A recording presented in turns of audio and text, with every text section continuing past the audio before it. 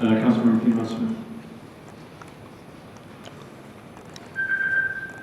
Yeah, I feel like I'm in Congress, in the U.S. Congress, because compromise has become a dirty word. I feel like I put forward this amendment in the spirit of compromise, and it's still being called a lipstick on a pig.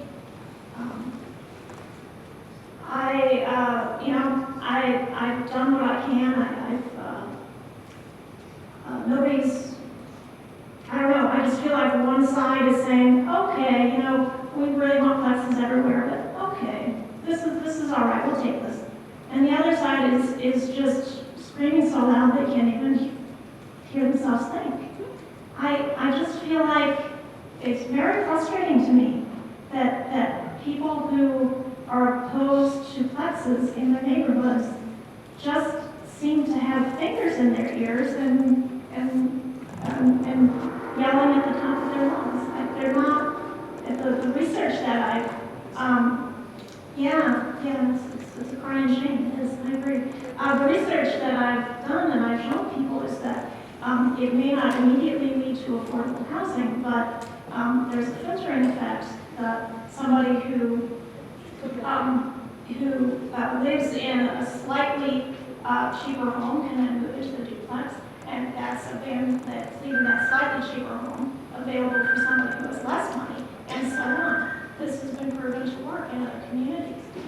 So compromise is good. Your Compromise is good. time's expired. Councilmember Granger. Thank you.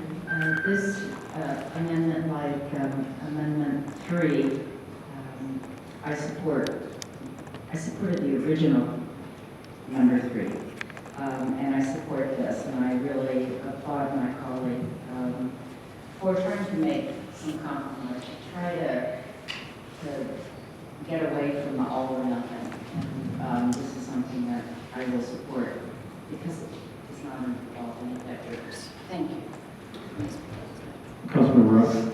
I'll just emphasize again, also, it's not all or nothing. There are zones where plexes are going to be allowed regardless of what we come out with. Councilmember Serval. Yeah, I'll talk really softly. What I've seen, I've spent my life working in these neighborhoods, helping them come back. My father was on the first plan commission. I've watched the effect of zoning. I've watched the effect of no zoning. I've watched the effect of what I call gentrification. There's a nice balance right now. It's about half rental, half ownership. There are dense duplexes in our neighborhoods. They've just kind of accidentally turned into these great places. And we want the density. We get the density. And in fact, there aren't going to be any more single-family zones built after this UDO. They're going to all have by right duplexes and triplexes. We're saying what's already happened here, what's evolved, what is natural, what has been steady in some ways for 100 years should be protected. And then all this density needs to be built where we talked about it in the comp plan, on edges, on corridors, on the new land that's being made available. It's all great. Row houses, great, triplexes, all of that. But the idea that they should be in these neighborhoods, that's the part that somebody else isn't listening to. Thank you. Councilmember Granger. Oh, you spoke, didn't you? All right. Sorry. Something. I'll just say that it's not just about tear downs, it's about transformation of homes. And that's the threat to existing neighborhoods. And especially, again, emphasize, it's the small single family homes that are most vulnerable because they will return the highest rate. Those are the ones that are going to be. So this is, regardless of whether it's pro-affordability or not, I would argue it's against affordability for this community to adopt plexes in existing neighborhoods. It's going to be those homes that are most vulnerable that are going to be transformed and drive out those people who are building equity in small single-family homes. going to be transformed to plexes renting at market rate. They're not going to be affordable. This is counter to owner occupancy for neighborhoods. It's counter to affordability. Okay, anyone else? Councilmember Hall. Yeah, I'd like to bring up the opening of Smallwood in 2004, and how in that year, 4 houses in Garden Hill flipped to owner-occupied because they were tired student rentals, and people bought them and moved into it. There is hope. It can happen. Councilmember Sims made a good point about the difference between affordable housing, which is a term of art, versus housing that's affordable. Let's just call it more affordable. But yes, there is going to be some market rate housing. And yes, that particular new building might not be affordable for one of us. But the house that that person moved out of, moved to that new one, that's going to become more affordable. This is the filter effect that people talked about. It's nothing to be afraid of. It's nothing to be afraid of. This amendment should put to rest the fear that people have of the rampant speculation, and would allow the thoughtful development of a duplex where once it was a house. It won't be more than 25% bigger. They can't tear down all of it unless they want to wait 3 years for it. I mean, the whole point of this, the reason why I like it is because it answered many of the worries that people had who lived in core neighborhoods at a single-family home. Give it a chance. Thank you. Any other council comment? Is there a recommendation? Call the question. Second. Question's been called and seconded on Amendment 5. Will the clerk please call the roll?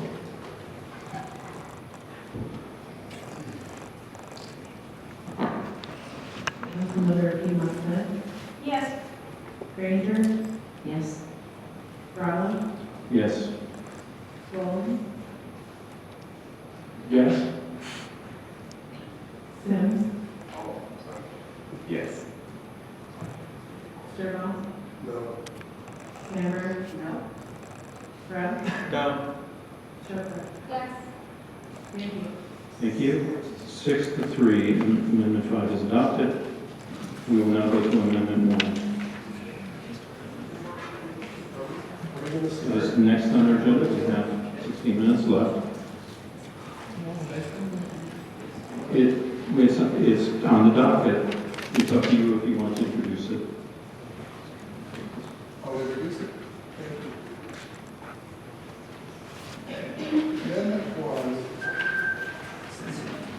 1 is only an amendment because the Plan Commission, I'm sorry, second. I'll second it. Please. I'm sorry, I'm going to say Amendment 1 is only an amendment because the Plan Commission made plexes in the neighborhoods conditional. The status quo is that they're not allowed, they haven't been allowed for 30 years. That doesn't mean the neighborhood isn't full of them, but they haven't been built because they have been not part of the single-family zone. Some of the comp plan information that justifies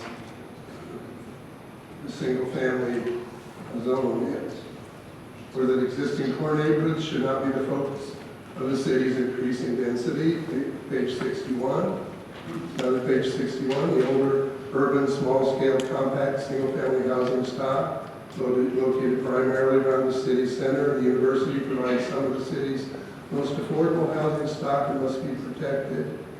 Page 64, now that 1,900 housing units have been constructed downtown within the past decade, almost all of them apartments, the market dynamic is shifting.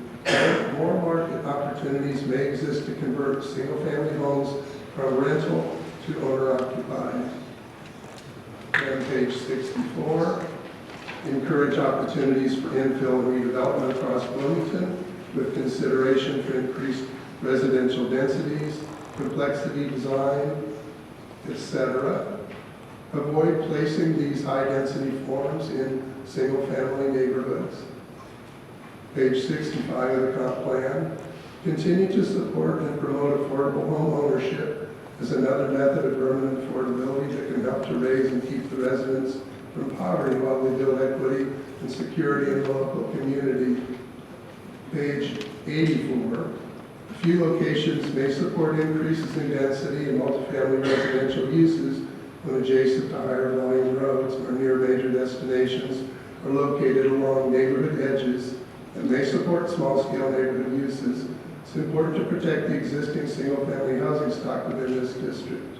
The conversion of dwellings to multifamily or commercial uses should be discouraged. Nowhere really in the comprehensive plan does it say, is there a specific directive to upzone all the single-family zones in the city? It's not in the comp plan.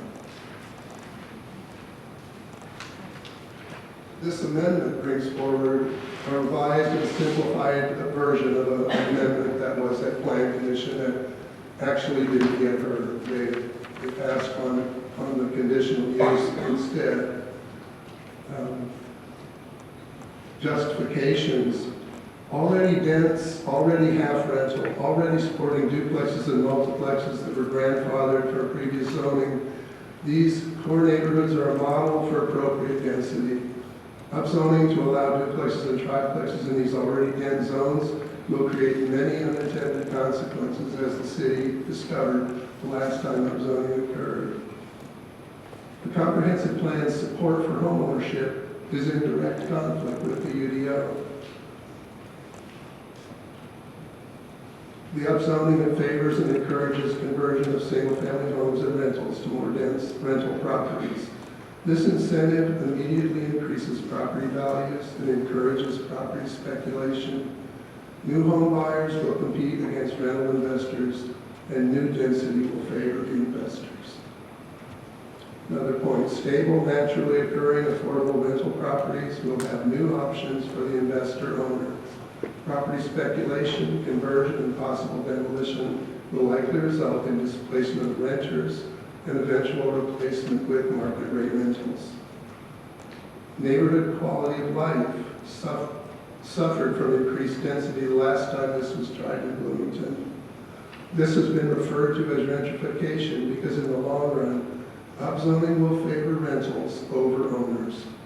Since recent surveys show that a majority polled still desire a single-family house, eliminating this option from the more affordable, older neighborhoods will reduce the already low ownership level in a city where 66% of properties are already rental property.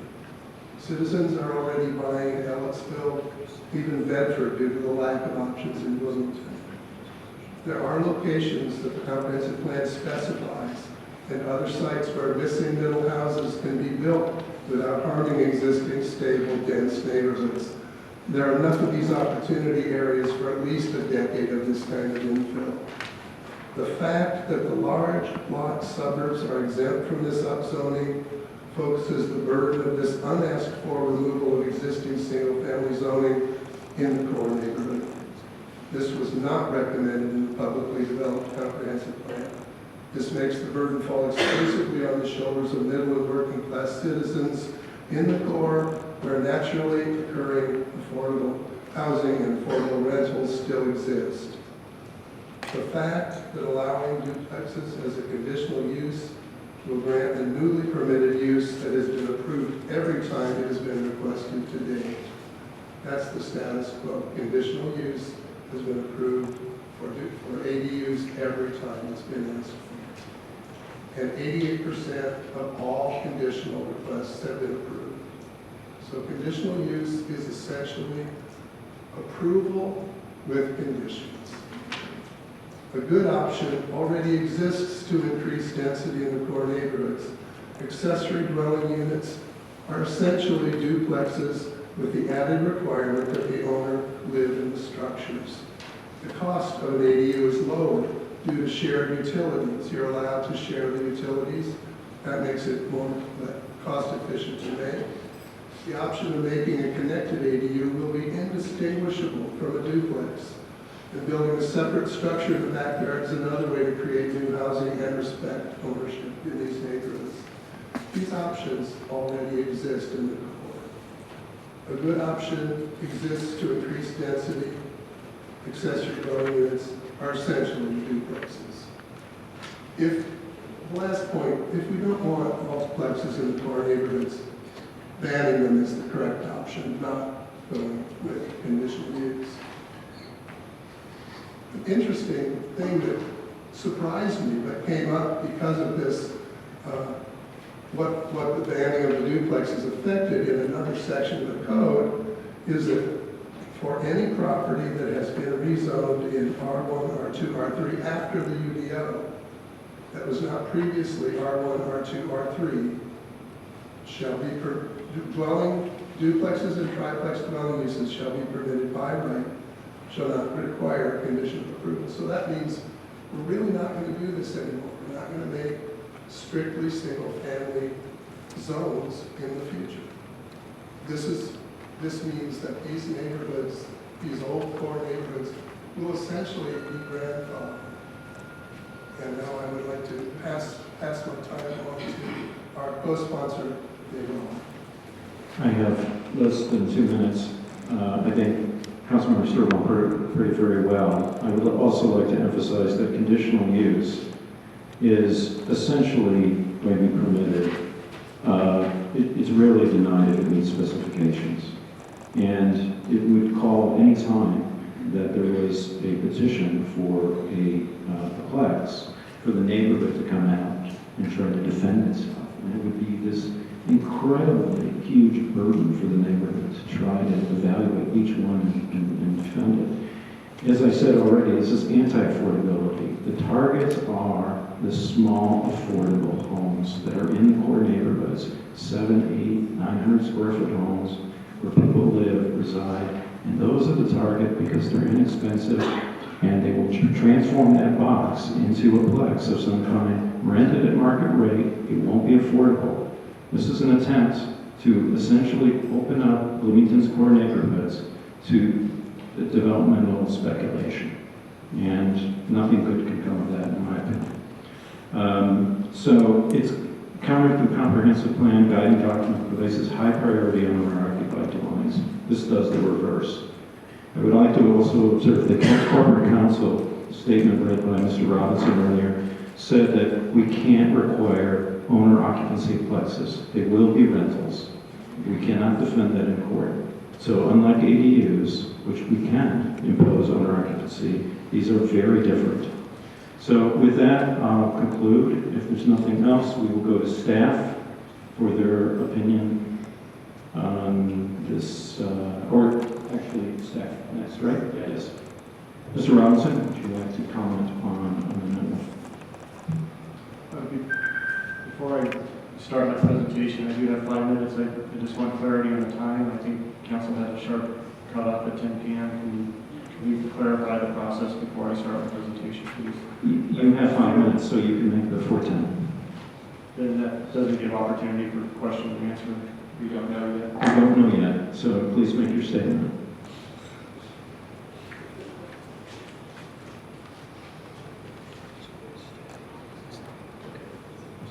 Good evening. Appreciate the opportunity to talk about amendments dealing with Amendment 1, possibly Amendment 2. I just wanted to provide a little bit of opportunity about the intent behind the plexes. We already mentioned a few things, but again, the intent with the duplex, triplex, and fourplex is an overall approach to expanding housing options. There are 16 of 18 zones that allow residential uses. 16 of them allow plexes out of the 18. So this is a citywide approach. It's something that the comprehensive speaks to about housing. Plexes reintroduce a once common type of lower density housing other than single family housing across most residential mixed-use districts. Again, for example, 12 of the 16 residential districts allow for duplexes. 14 of the 16 are exclusively allowed for single family housing. Today, there are over 700 existing plexes in our community. They exist. They're there. I talked a little bit about affordability and affordable housing. Those are two different terms. They get confused. But again, the idea about increasing the diversity of our housing market increases housing accessibility. That can lead to a stepping stone towards affordability. It does have an option or an incentive, voluntary incentive for affordable housing that's income restricted. It's a difference. These are bulk standards that would be allowed, not height. You don't get height bonuses and those things for plexes. Our housing policy needs to address integration and inclusion. access to jobs, schools, and public services. There are other chapters in the comprehensive plan that speak to those, and not just the few points that Councilmember Sturbaum addressed. Staff looked at the whole comprehensive plan, evolving this policy from inception through Plan Commission. The UDO uses a form-based code approach to all uses, including the plexes. So again, that's something that looks at bulk standards and applies it across many uses and types of uses through all the districts. UDO has specific standards being proposed. I'm going to run through those quickly. For duplex, conditional use in RE, R1, R2, and R3. For existing lots in the mixed-use commercial. Permitted in R4 zone, RM, RH, MS, MN, MM, and ND. And the new R1, R2, R3. Not previously any R2 or R3 lots. There are use-specific standards. Separate entrances facing the street with 40-foot width. Maximum 6 bedrooms. We had an amendment earlier to deal with that failed. Separate utility meters. Designed to match the context of the neighborhood. Roof pitch, front porch width, depth, vehicle parking. These things to address concerns, and these are standards that must be met through the conditional use process. In addition, there are similar criteria for triplex and fourplexes. Again, conditional in the R1, R2, and R3 for existing lots. Triplex permitted in R4, RM, RF, those additional districts that are higher density. Fourplex is conditional in R4, similar use-specific standards and similar design-specific standards to address compatibility. There are also lot standards. So again, for the R3 zone, 15-foot setbacks. These plexes need to meet those. First floor setbacks, additional floor setbacks. Rear, this is the same for single family as plexes. Same standard. Same standard. Impervious surface coverage. Same standard. Maximum height. Different standard. 40-foot width maximum. Plexes need to have a compatibility of 40 feet wide for single family zones. So again, there's some differences there. So I just wanted to have an opportunity to point out those processes. I do want to point out that there does seem to be an all or none approach, and it's unfortunate that's where it is tonight. I do believe there is a technical amendment that could clarify the conditional use process. All the comments have been focused on the R3 zone. We've heard very little from other districts throughout the community. I think we can address some of the concerns through the R3 district. There was a comment suggested tonight about exploring ideas about putting a cap. That might be something to consider. Again, there's steps moving forward about allowing for a limited and careful approach to the UDO. Staff believes the standards that we put forward allows for that process. If we have time to evaluate this moving forward, the conditional cap that we applied and gives opportunity to evaluate if the standards and process are appropriate. New locations haven't been mapped yet. There's a lot of talk about, in these other areas it's appropriate. We haven't gone through that process. This community needs a wide range of housing needs now. We're talking about years before the hospital site's available to be rezoned and ready for development. We're talking about years before undoing the PUDs in the southwest quadrant of our community to be eligible for those things. So there are many things that I think interplay with both these two amendments that are being considered, particularly Amendment 1, about removing it from the permitted use in that. Thank you. Thank you for your comment.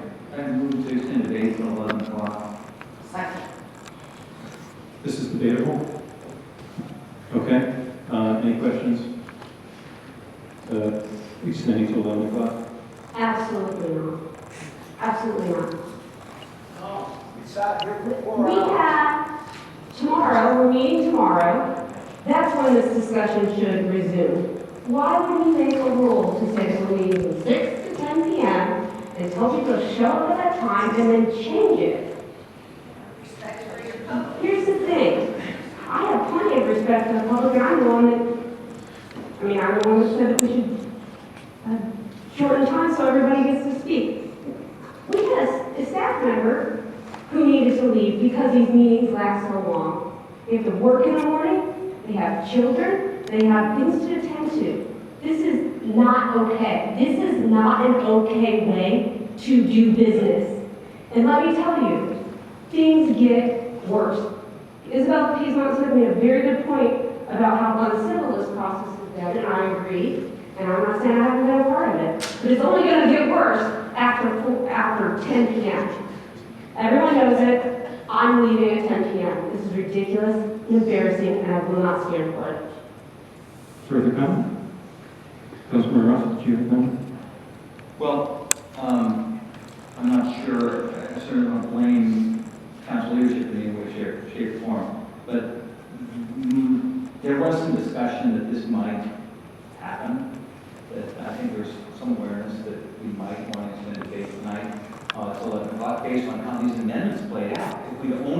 If the ranking had changed and we only had one thing to hear, right? Amendment 1, maybe it would have been shorter, but I think there was some awareness that depending on how that whole complicated process of deciding how we were going to hear things, I think there was some awareness that we might need to extend half an hour or an hour at most. Councilmember Sturba? Yeah. I support my colleague about stopping now. I think we've gone far, we've gone to 10, we've got plans tomorrow. Let's have a full council and let's address this in tomorrow. And my apologies to those of you who still might get to bed a little earlier anyway. So that's my position. I would just remind council that things aren't going to get any easier for us.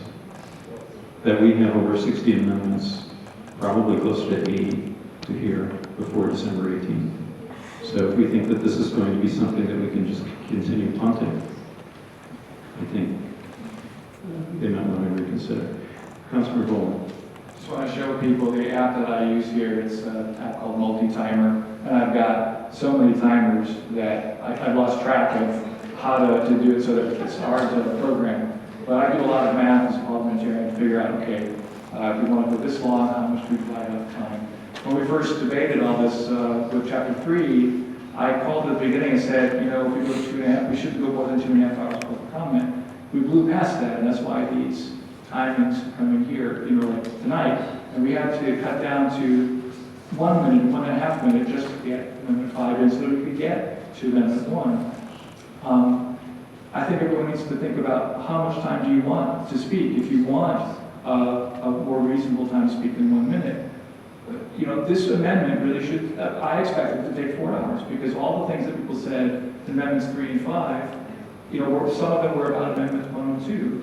So, you know, I think that, you know, Councilmember Chirper's point, I think, is well taken. We tried to promise you that we would end at 10, and we should keep that promise. We scheduled a meeting tomorrow. Everybody knew that it was coming. This will give enough time to debate Amendment 1, maybe even Amendment 2 if it comes to that. But I'm tired. And I don't know about the rest of you, but, you know, Mr. Chair, I would like to. I suspect that Friday evening meetings for the UDO are in our future. Maybe, maybe not. Councilmember Sanders. I'm not tired, I can debate for the next 2 hours. However, I do think there is merit to starting fresh tomorrow. This is the main event. This is the big one. Having gone through the Plan Commission process, the UDO as it stands now in its draft form is pretty darn good. And I know we have things we may want to tweak, but I don't think they're going to take as much time and thoughtfulness as this particular issue does. So my vote is to call it quits for tonight. We've had a lot to think about. And tomorrow we'll be able to start fresh, dispatch with this, and then move on to the rest. But I think we'll move relatively quickly in comparison. Councilmember Roth.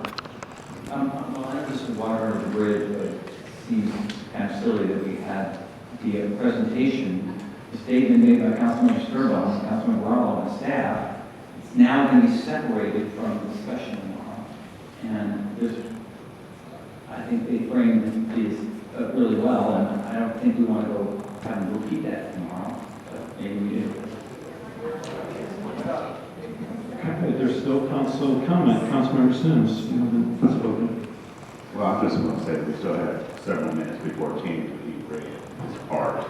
And I've heard so much about process since I've been on this council. And to have this process, part of it, and the chair says continue because there was an option for us to go on, provided the vote warrants that. So it's kind of looking like it's not on. That's still the process. We will have to read it again tomorrow, and we can do it fresh. I mean, I know things don't go the way everybody wants. And if they went the way I want, you'd have been on 2 hours ago. but that's democracy, and that's the value of debate. So I just want to say that. And also I heard essentially about 15 times today. ADUs are essentially duplexes. The comp plan is essentially the Bible. I mean, let's kind of get to the thing, and you know, I'm essentially ready to go home. Councilmember Bowman? Just to put it briefly, again, the motion that the way we set up the deliberation on the UDO is this is one long continuous meeting spread out over days. Technically, we're not adjourning. Is it the term recessing? We're just continuing? There's a motion on the table. We're recessing. I just want you to understand that this is part of a continuous meeting, and this is the only way we can handle legislation speed. Thank you. Call the question. Second. Okay, the motion's been called, the question's been called and seconded, and the motion to extend debate to 11 o'clock. Clerk, please call the roll. Councilmember Granger? Yes. Rollins? Yes. Rowland? No. Sims? No. Sturbaugh? Yes. Sandberg? Yes. Yes. Russ? Yes. Schaefer?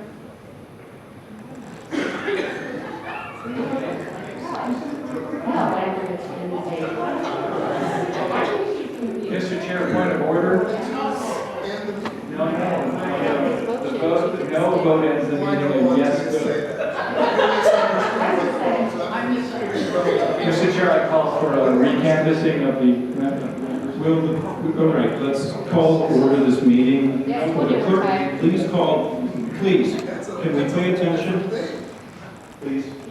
There's a motion on the table. It's been moved and seconded. The clerk is calling the roll on the motion to extend debate to 11 o'clock. That is the motion. Please, Clerk Bolden. Please repeat the roll call. You want me to start over? Yes. Okay. Sorry. Councilmember Granger? Yes. Rollins? Yes. Rowland? No. Sims? No. Sturbaugh? No.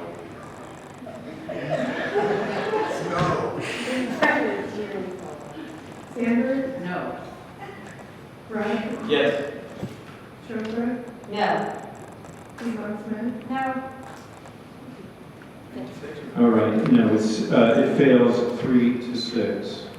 Yes. So, seeing we have no more business, I will recess this meeting until tomorrow evening at 6 p.m. Thank you for attending.